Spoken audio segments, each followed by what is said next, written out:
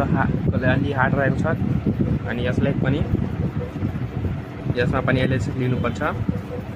LHS लिँदाखेरि के हुन्छ यो साइन ए यसमा अनि यसमा लसल यो 1 प्लस कोस ए भयो अनि फेरि यहाँ हाम्रो 1 प्लस कोस ए यहाँ छ अनि यहाँ पनि 1 प्लस कोस ए छ यो कट्यो अब साइन ए एले मल्टिप्लाई हुन्छ अनि साइन ए इन्टु साइन ए भयो अनि किनभने यहाँ पनि साइन ए छ अब फेरि प्लस अनि यो 1 प्लस कोस ए को ए भयो अनि फेरि यहाँ मल्टिप्लाई हुन्छ कि यो 1 प्लस कोस ए किनभने साइन ए यहाँ छ 1 प्लस कोस ए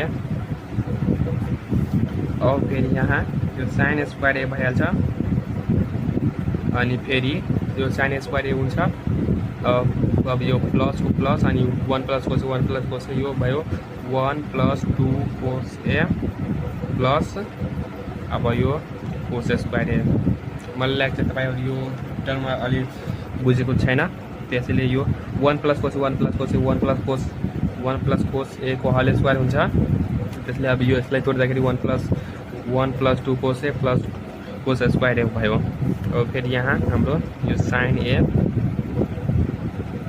अपन 1 प्लस कोस ए भयो।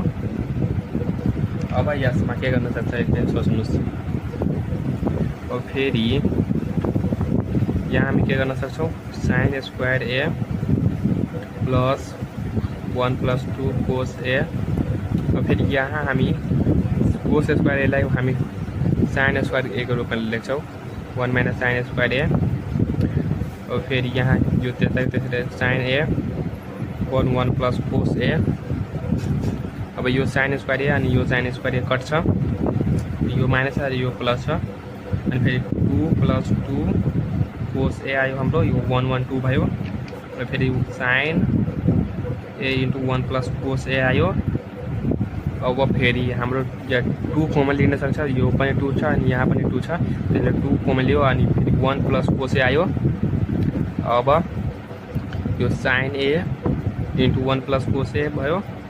अब यो 1 प्लस कोस ए काट्न सक्छौँ हामी त्यसैले अब यो 2 अपन साइन ए भयो अनि इक्वल टु 2 अपन साइन ए लाई 2 कोसेक ए लेख्न सक्छौँ हाम्रो आरएचएस मा पुग्यो अनि आरएचएस पनि यही थियो 2 कोसेक ए। अब हामी क्वेशन नम्बर कति 4 जान्छौँ। क्वेशन नम्बर 4 क्वेशन नम्बर 6 के रहेको छ 10a